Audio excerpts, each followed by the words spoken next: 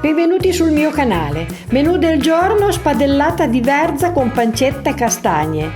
Un piatto tipico autunnale ma sicuramente apprezzato anche in inverno. Io lo faccio così: metto in un pentolino con acqua le castagne secche che ho tenuto in ammollo per parecchie ore e le cuocio per 40 minuti. Mentre affetto lo scalogno in un tegame, aggiungo la pancetta affumicata e lascio stufare a fuoco basso.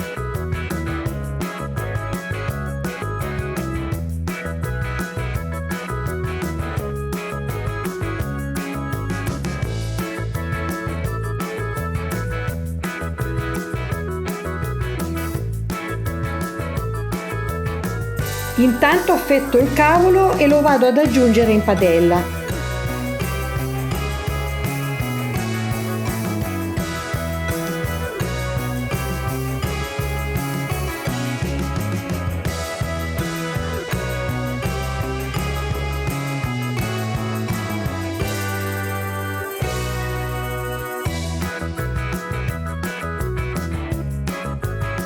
Verso anche un bicchiere di vino bianco secco e copro con il coperchio il tegame.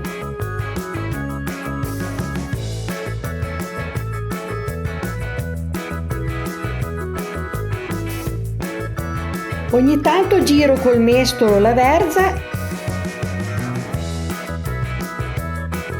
e quando le castagne sono cotte le scolo. Ne tengo da parte qualcuna che mi servirà per decorare il piatto e le altre le aggiungo nel tegame.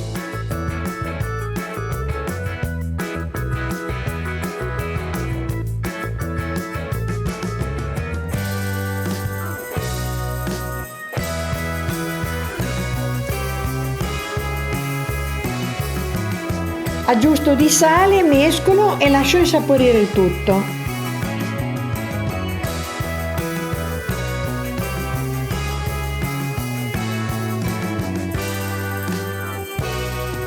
Dopo qualche minuto aggiungo la panna e a questo punto il piatto è pronto.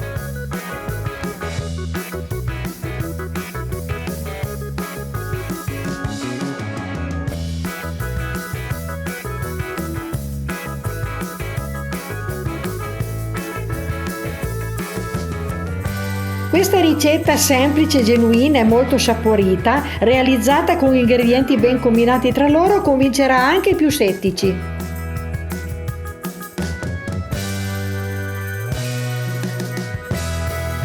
Vi ringrazio per aver guardato il video, vi invito, se non l'avete ancora fatto, a iscrivervi al canale YouTube e se vi piace mettetemi un like, condividete e lasciatemi un commento.